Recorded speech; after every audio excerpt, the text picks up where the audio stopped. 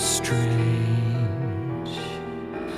I need to find all the answers to my dreams.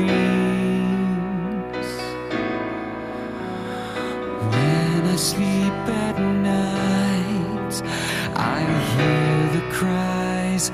What does this mean?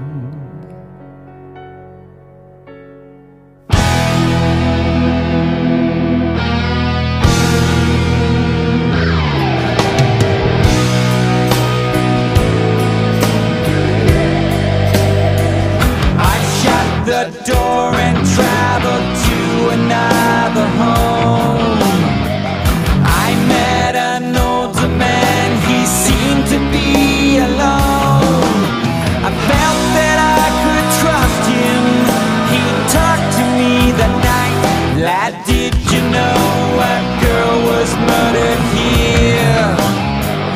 This fatal tragedy was talked about for years. Victoria's gone forever, only memories remain. She passed away, she was so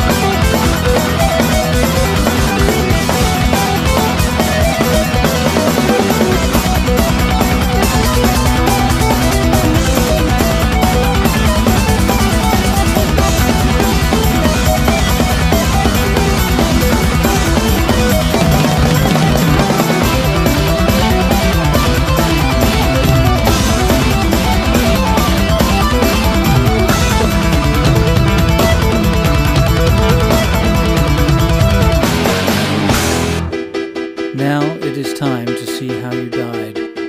Remember that death is not the end, but only a transition. Jam lantai di ruang tengah berdetak berat, ritmenya dalam dan konstan, seolah menjadi satu-satunya hal yang masih hidup di antara udara tua rumah itu. Suaranya menggema sampai ke seluruh penjuru ruangan, memantul pada dinding yang dipenuhi bingkai foto dan ukiran kayu yang warnanya mulai pudar. Setiap detik terasa panjang, seperti waktu sendiri menolak untuk berlalu. Nicholas berdiri di tengah ruangan, memandangi pantulan samar dirinya di kaca jam itu. Di tangannya masih tergenggam bros perak kecil yang tadi ia temukan di kamar lantai atas. Bros milik Victoria. Ia menatapnya lama, seolah berharap benda itu bisa berbicara dan menceritakan apa yang sebenarnya terjadi puluhan tahun silam. Udara di dalam rumah mulai dingin, meski tidak ada jendela yang terbuka. Nicholas merasa ada sesuatu yang bergerak di balik keheningan itu, sesuatu yang tak terlihat tapi nyata, seperti kenangan yang menolak mati.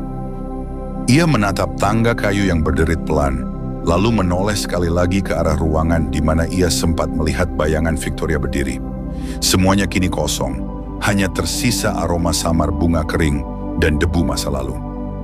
Perlahan ia melangkah menuju pintu depan, membuka gagang besi tua yang terasa dingin di telapak tangannya. Saat pintu itu berderit terbuka, udara malam langsung menyusup masuk, membawa bau tanah basah dan kabut tipis yang turun dari perbukitan. Nicholas menatap keluar sejenak. Di kejauhan hanya ada jalan setapak yang memanjang di antara pepohonan, diterangi lampu jalan tua yang sinarnya kuning dan redup.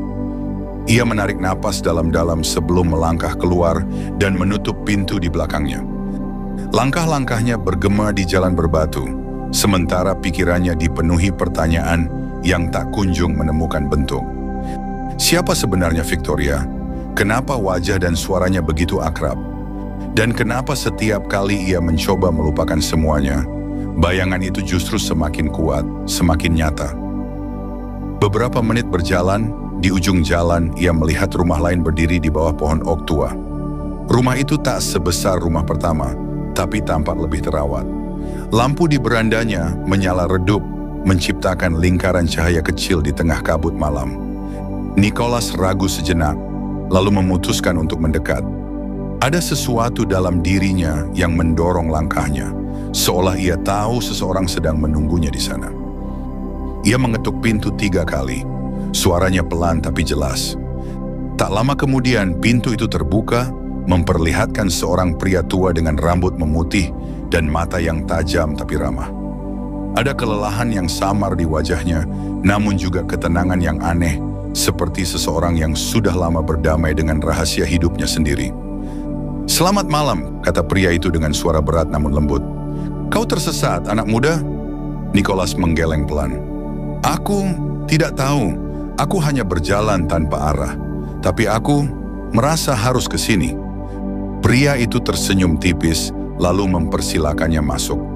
Di dalam, ruangan itu sederhana tapi hangat, diterangi cahaya lampu minyak dan aroma kayu bakar yang baru saja padam. Mereka duduk berhadapan, hanya meja kecil yang memisahkan keduanya. Sesaat tak ada yang bicara, hanya suara jam kecil di sudut ruangan yang berdetak dengan tempo lambat. Akhirnya pria itu membuka percakapan. "Kau tahu," katanya sambil menatap api di perapian yang mulai meredup, "bertahun-tahun lalu sebuah tragedi terjadi di rumah di ujung jalan sana." Nicholas merasakan jantungnya berdetak lebih cepat. "Tragedi?" tanyanya pelan. Pria itu mengangguk. "Ya, seorang gadis muda dibunuh di sana. Orang-orang dulu sering membicarakannya, sampai akhirnya waktu membuat cerita itu memudar, tenggelam bersama debu dan ingatan. Tapi, beberapa hal memang tak pernah benar-benar hilang." Nicholas menunduk, suaranya nyaris tak terdengar ketika ia bertanya, "Namanya Victoria?" Pria tua itu menatapnya lama, seperti sedang menilai sesuatu jauh di balik mata Nicholas. Lalu ia menjawab pelan, "Ya, Victoria Page." Gadis itu baik hati, penuh cahaya. Tapi malam itu, cahaya itu padam dengan cara yang tak seorang pun pahami. Suasana di antara mereka menjadi hening. Api di perapian berderak pelan, memantulkan cahaya jingga di wajah mereka berdua. Nicholas ingin bertanya lebih jauh, tapi lidahnya keluh. Ada rasa takut yang perlahan merayap ke dadanya, bukan takut pada pria tua itu, melainkan pada sesuatu yang mulai ia sadari dalam dirinya sendiri. Sesuatu yang berhubungan dengan gadis itu, dengan rumah itu, dengan semua mimpi dan bayangan yang terus menghantuinya sejak terapi dimulai. Pria tua itu menatapnya lagi, kini dengan nada suara yang lebih dalam dan tegas. "Tanpa cinta, tanpa kebenaran," katanya, "tidak ada jalan untuk kembali. Dan tanpa keyakinan, tanpa harapan, tak akan pernah ada kedamaian dalam pikiranmu." Nicholas terdiam. Kata-kata itu seperti bergema jauh di dalam kepalanya, menggetarkan sesuatu yang selama ini terkunci. Ia mencoba mengingat, tapi semakin keras ia berusaha, semakin kabur semuanya terasa, seolah masa lalu itu bersembunyi di balik kabut yang tebal dan dingin. Ketika ia akhirnya mendongak, pria tua itu sudah berdiri di dekat pintu. "Kau harus menemukan jawabannya sendiri," katanya. "Semua yang kau cari akan datang seiring waktu berjalan. Tapi ingat, kebenaran itu tidak selalu membawa kedamaian."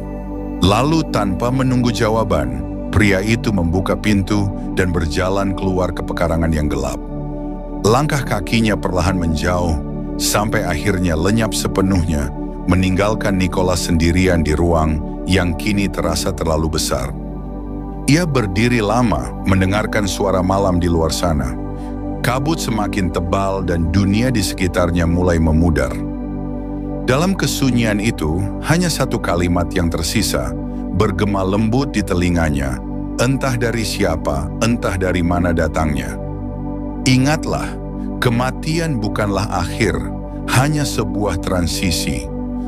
Suara itu bergaung, semakin jauh, semakin lembut, sampai tak ada lagi yang tersisa kecuali hening. Kabut di luar perlahan berubah menjadi kabut putih yang berputar di sekelilingnya, menghapus bentuk dan warna dari dunia yang tadi begitu nyata. Nicholas menutup matanya. Ia merasa tubuhnya ringan, pikirannya mengambang di antara dua dimensi, masa lalu dan masa kini. Lalu, samar terdengar suara lain yang jauh lebih nyata. Suara seseorang yang memanggilnya dari balik kabut. "Nicholas, kau masih bersamaku?" Suara itu lembut, tenang, namun penuh kendali. Suara Dr. Barrett. Cahaya putih semakin terang. Semua pemandangan rumah tua, kabut, dan hutan itu menghilang perlahan, berganti dengan ruang gelap dan tenang dari klinik hipnoterapi. Jam berdetik lembut di meja kayu. Napas Nicholas terengah, matanya masih terpejam rapat, tapi keningnya berkeringat. Ia belum bangun, tapi sesuatu di dalam pikirannya baru saja terbuka. Lapisan ingatan yang lebih dalam, lebih nyata, dan lebih berbahaya dari sebelumnya.